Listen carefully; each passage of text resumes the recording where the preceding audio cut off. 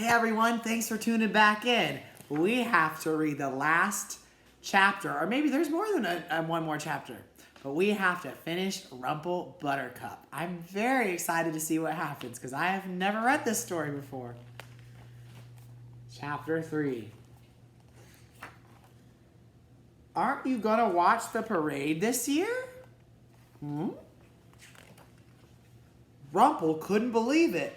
Was Candy Corn Carl finally talking after all these years? He whipped his head around in amazement. But Carl was silent. And then he heard the same voice again, a little bit louder this time. Can you hear me down there, mister? The voice wasn't coming from Candy Corn Carl. It was coming from the rain drain. Someone above ground was talking to him. Sorry to bother you, but we were just wondering if you were going to watch the parade this year.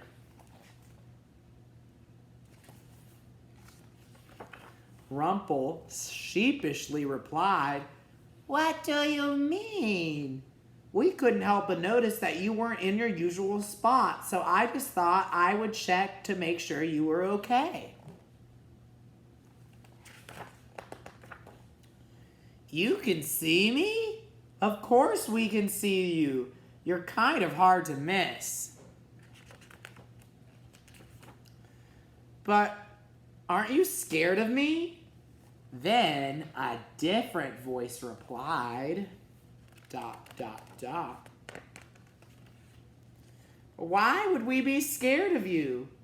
Because I have 5 crooked teeth, 3 strands of hair, green scaly skin, and my left foot is slightly bigger than my right. I'm weird. Well, look at me, replied the boy. I have really big cheeks, metal on my teeth, and my entire body is covered in freckles.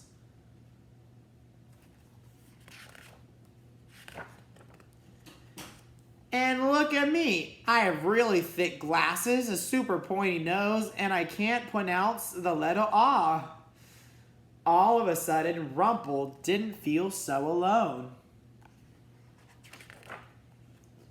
He moved closer to the rain drain, got up on his tiptoes, looked out and saw... Tiptoes. My hair is too curly. My hair is too straight. I'm allergic to dogs. I only have 1 eyebrow. I'm taller than my big brother. I'm shorter than my little sister. The entire city looking down. My toes look like tiny carrots. I can't grow a mustache. Peanuts make my face turn red. I sing like a frog. I look like a frog. People are allergic to me. And that's when Rumple realized everyone is weird. And that's what makes us great. Pulling Rumple above ground, the boy remarked. You know, there's only one thing about you we always thought was strange. Oh no, thought Rumple. What? Why do you always wear a banana peel on your head? And Rumple just smiled. All this time they could see him after all, and nobody cared that he had 5 crooked teeth, 3 strands of hair, green scaly skin, or even a banana peel on his head.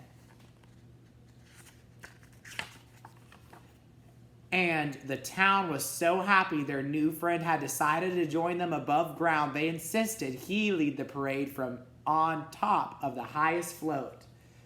75th Annual Pajama Jam. High up there above ground, way higher than he had ever been before, Rumple could feel the wind in his 3 strands of hair. He could taste the cotton candy pancakes in his 5 crooked teeth. Sun and he could finally feel the warm, welcoming sun beating down on his green, scaly skin. But the warmest feeling of all he felt on the inside. Knowing he was surrounded by all his new friends, who all wore banana peels on their heads in honor of their newest friend, RumpleButtercup. The end. So one moral or one lesson that I know I can take with me is if you ever feel ashamed of something about you or embarrassed or feel like there's something about you that's weird, everybody has something about them they think is weird or something they're embarrassed about themselves. That's okay as long as we're practicing understanding that everybody is a weirdo. Everybody has weird things about them. And it's okay to be weird because there's nothing wrong with that. You